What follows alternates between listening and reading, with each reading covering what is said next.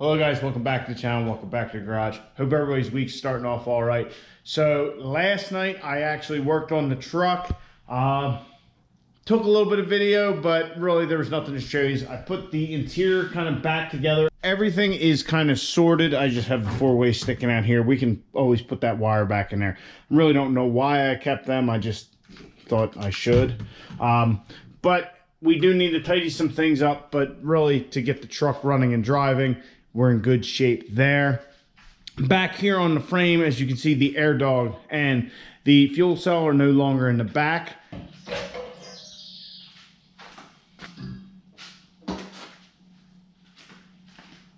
So I wire wheeled the whole back half of the frame, or at least on the frame, the spots where the paint was kind of thin or, you know, where it was starting to rust. And then I wire wheeled all of our cross members that we put in. And I painted that with the gloss black engine enamel I had left over from when we did the head on Caitlin. That stuff seems to hold up pretty good. It seems like it almost holds up a little better than just your normal spray paint. That's why I used it. Tried to pick some more up today. But the place where I went didn't have it. I actually stopped at a couple places. None of them had it. Anyhow, I'll have to get some more of that because I'd like to just do the whole back half here. And anytime we do anything else to the frame, we can just, you know, cover it up and make everything look nicey nice. And in hindsight, I should have gotten rid of the bump stop brackets while I was at it. I'm also thinking about, I got to dive under here and really check it out. Think about maybe doing something with that cross member there. I don't know, but like I said, everything inside is all kinds of tidied up. So today we also received a big box here from Summit Racing. I don't think this is all of what we're getting, but it's certainly some of it. Yeah, as you can see, we have a bunch of Vibrant Performance fittings, 90s, straights, all kinds of stuff. I assume this is our hose. Yep, push on hose. So some of our stuff to get the air dog and the fuel system on the race truck back going has arrived today. It's not all of it. I think there's a total of 4 packages coming from different Summit warehouses because we had all that shit for our supply and our return setup here on the truck. I'm gonna wait till everything gets here to start, make sure we got everything we need, then go from there. So that's what's been going on with the race truck. So far tonight, I've been diving in on the Bobcat, trying to get this thing done and wheeling around, just make sure everything's good with the hydros and all that. So I did a hydraulic fluid change, which happens to be, the hydraulic fluid actually happens to be 15W40. So it's pretty much the oil we use in our trucks if you're using a conventional oil. So I did that. I also started to look at putting the PTO on. In order to get the PTO to work on this 25 horse engine, which this originally had a 27, this is an 1.125" bore. And this has a 1-inch shaft. So we needed this shaft sleeve with the, you know, with the rectangular keyway or key stock rather than square, in order to make this and this pulley be driven by this shaft. So I'm going to get to putting that in. I have a little harness made up for this since the other one was busted. I'll get that mounted, all tied in. I also made a little bracket here out of this stainless piece. Basically, when you slide this thing up on the shaft, there's another bracket there with a 7/16 pin. So this slides up and that keeps this back half of this PTO from spinning. So I want to get this installed and maybe get the air bled out of this thing. And maybe we can get this Bobcat running around tonight.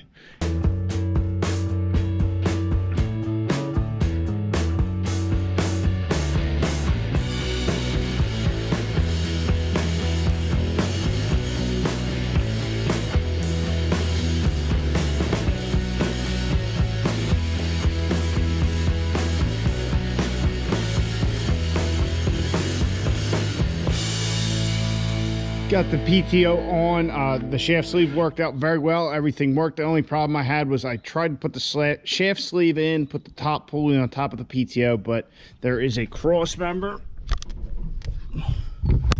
right there that it was hitting, so that didn't work. But as you can see, everything looks good. I did I did go back and notch my bracket rather than just having a hole, because if we need to put our belts on, which I do have the drive belt on, but when I go to put the deck belt on, I'd have to drop that back down, or it'd be a real pain here. I can just undo the 2 bolts on that bracket, the black bracket, and slide that out of the way, get our belt on, put it back.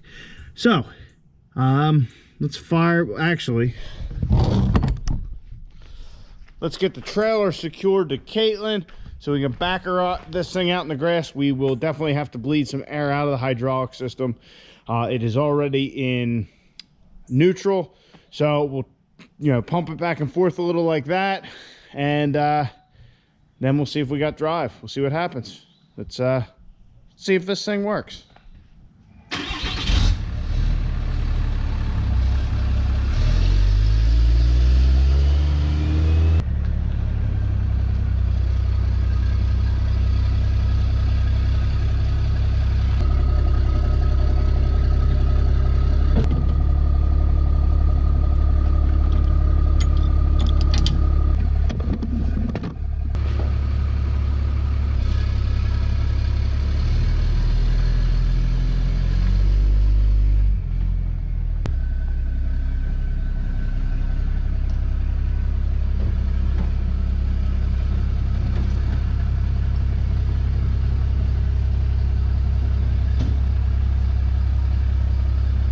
Now we'll exercise it in neutral, try and get some of the air out. If you guys didn't know,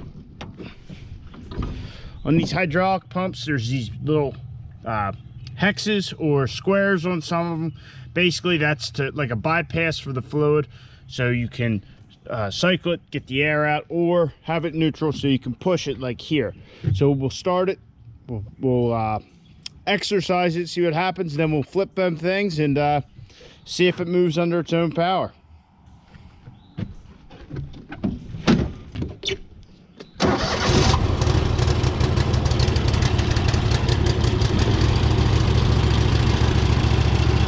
Sweet.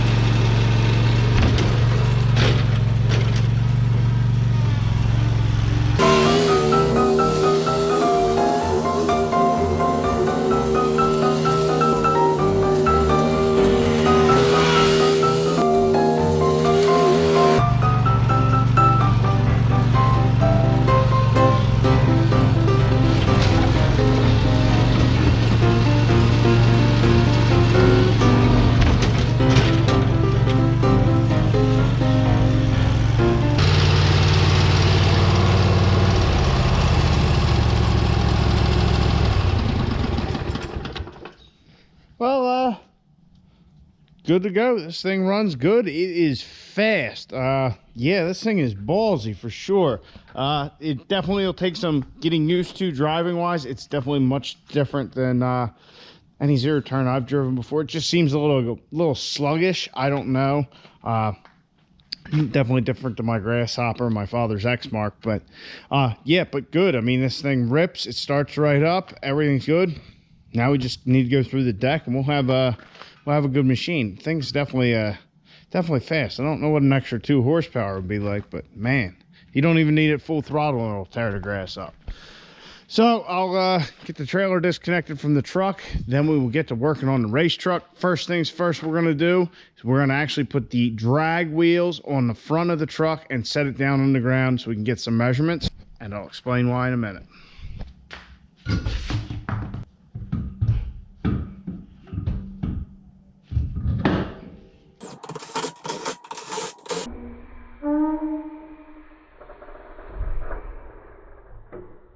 It does amaze me every time I put these wheels and tires on here, even though it's just the front. It just amazes me how much more aggressive this thing looks with them. and fucking wide ass tires and wheels. And yeah, they definitely make the thing look a lot gnarlier than the factory steels, that's for sure. And we're losing a little coolant too. I guess I got to close that drain at some point. So anyhow, now that we admired the truck looking all kinds of badass, why did I put the drag radials back on the truck? So as you can see, there's a vast difference in width between the drag radials, which poke out a good bit from our fender, and not that there's a fender back here, but you get the drift, right? So the factory wheels and tires are pretty even with the body line, if not in. These stick out.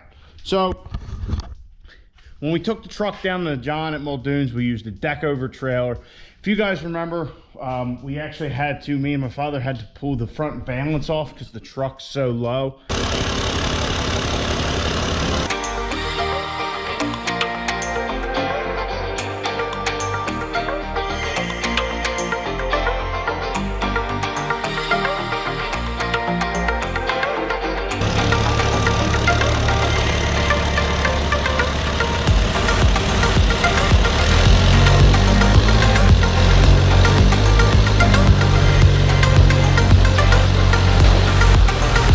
To get it on the trailer. Yeah, we could have fucked around with boards and all had we had them, but it was just kind of inconvenient. So when we, fast forward to loading the truck, when we broke it the last time, we loaded it on my buddy's short track trailer, and it went right up with the factory wheels and tires on it. No problems at all. It was just flawless. And if any of you have ever loaded like one of these trucks onto a car hauler style trailer, with your factory wheels and tires on, usually what you'll end up doing is you're just kind of squeezing the tire and you're just barely getting the wheel itself by. I've done it on a couple different trucks. Definitely a pain in the ass if the thing is not running. So now you got to get a strap, or you got to get another truck and pull it on there. Just total pain. So when we loaded this truck up on my buddy's the last time, it fit perfect. I was like, what the? Usually they squeeze through. So his did have a removable fender, and when we got it back to the house, I said, let me measure these fenders, because usually your trailers like that, your fenders measure 82 inches between the fenders, which is what your wheels and tires are on factory. On these trucks, 82 inches. Go put a roller on it. I would almost bet you money right now not saying it. Anyhow, his measured 82 and a half. Or 82 3/4, something like that. It was a fraction of an inch, and it made that much of a difference. So I've been looking at trailers for a while. Obviously I need one, but I don't want a deck over because it's inconvenient. And also a deck over is nice if you're only loading pickup trucks. Well, what if I want to go get a car, or I want to get, I would prefer to have something that is much more user friendly, even if I sacrifice capacity and basic size. Also, an enclosed trailer would be great for going to events and stuff like that, but we are not to that point. I cannot get the truck to even make it through a couple testing tunes, so having a trailer that you can pretty much only use just to haul this to the track would be a complete waste. So I'm kind of thinking I want a car hauler type trailer, and I'm trying to figure out if I get something where I can remove both fender wells, if I can fit the truck on with the drag radials. Because if I'm going to have a trailer like that and I'm going to Cecil for Wednesday night, I really don't want to be dicking around with jacks and wheels and tires. I would prefer to just take the truck, offload it, check everything, and run it, and just worry about the truck itself rather than all that other. That's why I put these back on there, get a good measurement. I measured the factory wheels and tires when they were on there, and it was in the air. Obviously no weight, it measured quite a bit smaller. So I want to get a general idea, and actually honestly looking at it, if getting a trailer with removable fenders, or that I just removed the fenders on, I still don't think it fit through the wheels. You probably only gain maybe 1.5 inches per side. We are, if you can see there, about 87.5, almost right on the nose. I have an 8x sitting on the tape measure on the other side. So we're 5.5 inches wider with this setup than what our factory setup is. Still gotta figure out what I want to do. The problem with trailers is there's so many different ones, so many different manufacturers. It's hard to figure out what you want. But with what I'm looking for and all that, I don't know. We might have to just go with something where we're gonna have to have the factory wheels on the front. I gotta decide what I want to do, but I just want a trailer I can use for a lot of shit other than just hauling this thing around, and is versatile enough that I could even get a car on it if I wanted to. So guys, I know we did not get to working on the race truck tonight, but we did get the Bobcat rip roaring, and it is a fast pitch. It definitely rips. It's going to take some getting used to, but yeah, that project is wrapping up there. We could just throw a belt on and go about mowing and all that, but I think we're gonna go through the deck. We've done enough with the engine and all that. We might as well make sure. Also, I pulled the wiring harness that I kind of made for the clutch PTO, or the PTO clutch, because it just seemed like it was coming off too easy. I'm gonna see if I can find the right wire connector for that. So guys, I hope you enjoyed. What do you guys think? Doesn't it look badass? Especially with the new little grill setup. Man, that thing looks gnarly. I can't wait to get her back, get her ripping down the track, and yeah, I can't wait to see her on all 4 of them again. That's for damn sure. So guys, I hope you enjoyed. If you did, please like, subscribe. I'll check you on the next one. Get out in your garage, get the wrenching on your truck,